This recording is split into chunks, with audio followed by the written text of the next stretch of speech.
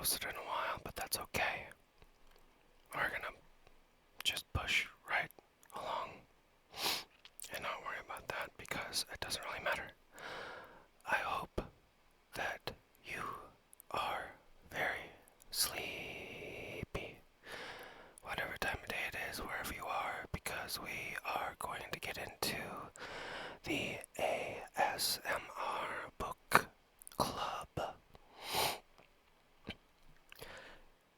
Today, I know I still haven't finished my other book, but we are going to actually get back into that one as well, but I just wanted to do a little bit of light reading today with Larryboy and the Emperor of Envy, that is written by Sean Gaffney, because I grew up as a good little Christian boy who didn't do anything wrong ever,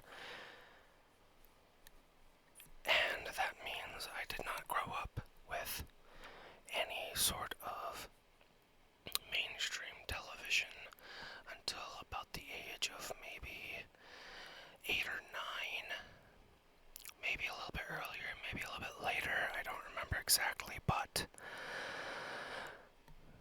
from the earliest I can remember, I watched VeggieTales, and that was the only thing I ever watched was VeggieTales, because again, I grew up Christian, and I didn't know anything about the hedonistic and satanic and worldly cartoon shows such as Yu-Gi-Oh! Or Pokemon, or Grim Adventures of Billy and Mandy, or anything like that until about the age of 17, 16 maybe.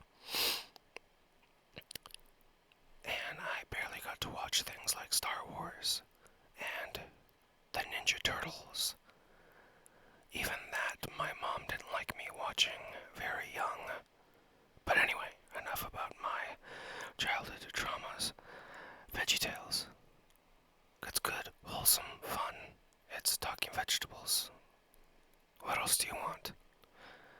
This cucumber-looking dude, he is Larryboy. He is a superhero in the VeggieTales world. If I remember correctly,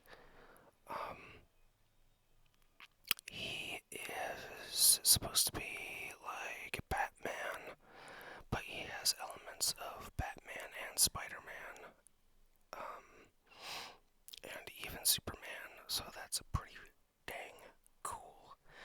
So we're gonna get right into it. At the very first, it says, "A content heart is a healthy heart. A heart at peace gives life to the body, but envy rots the bones." And that is from Proverbs 14:30. And it's kind of funny, just really super quick. The one thing that I find funny about VeggieTales is that it was created by a guy who just liked wholesome family content and animation, and he originally did not even intend for it to be anything religious. And I just found out recently that the VeggieTales characters know that they do not have souls and they will not make it to heaven because they are vegetables. And with that existential crisis out of the way, here is chapter 1. Something rotten in the school of Bumbleberg. It was a typical day at Bumbleberg's Veggie Valley Elementary School. Well, okay, maybe it wasn't such a typical day. In fact, something just plain weird was going on.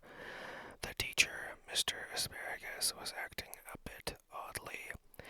"Don't you think Mr. Asparagus is acting a bit oddly?" asked Lenny Carrot about his teacher. "He sure is," said Laura Carrot, "and he looks kind of funny, like cardboard." "His lips don't move when he talks," Percy P. piped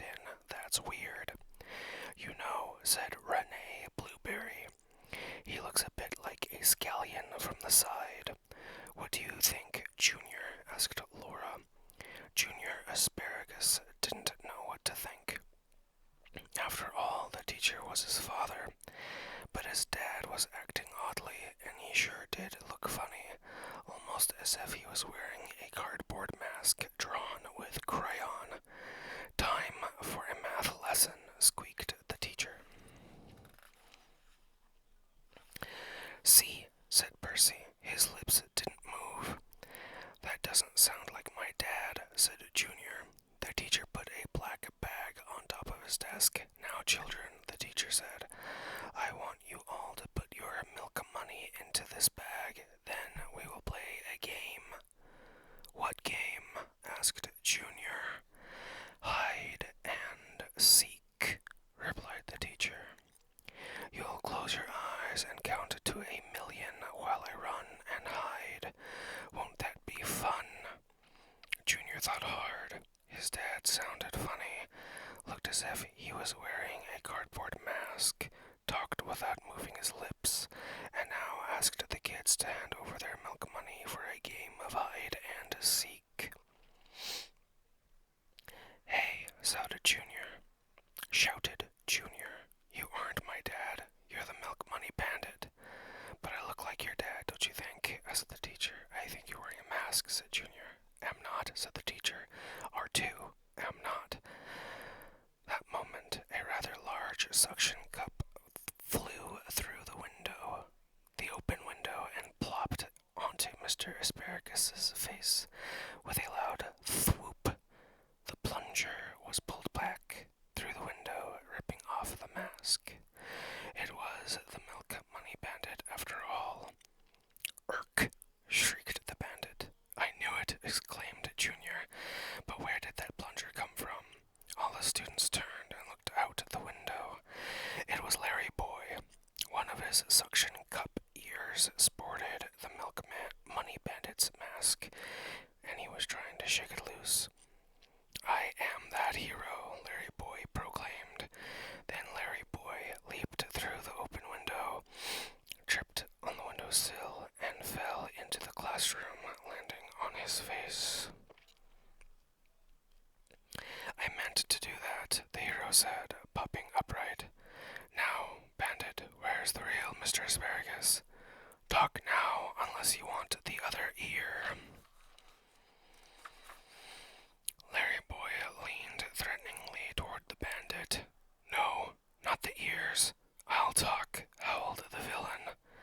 "I just wish I had more milk money." Larryboy scowled at the bandit. "Mr. Asparagus is in the closet," the bandit said quickly. Junior ran to the closet and opened the door. "Dad! Son!" Junior's dad hopped out of the closet. "It sure was dark in there," Mr. Asparagus said. "Thank you, Junior." Mr. Asparagus came out of the closet and looked at the milk money bandit quite sternly. "You should learn to be content with the money you have," he scolded. "Thank you, Larryboy, for saving the day." Larryboy smiled. "My pleasure," he said. "And now to take care of the bandit."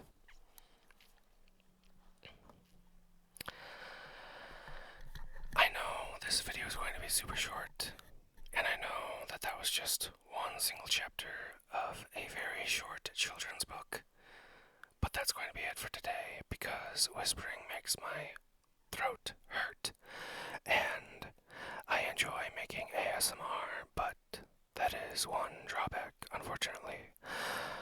So, thank you everybody for watching. Please join me next time when I read chapter 2, which is called "I Am That Hero." Again, share if you liked it, like it if you like it, share if you shared, subscribe if you think that cucumbers are pretty cool. Thanks guys, I love you all. Bye-bye.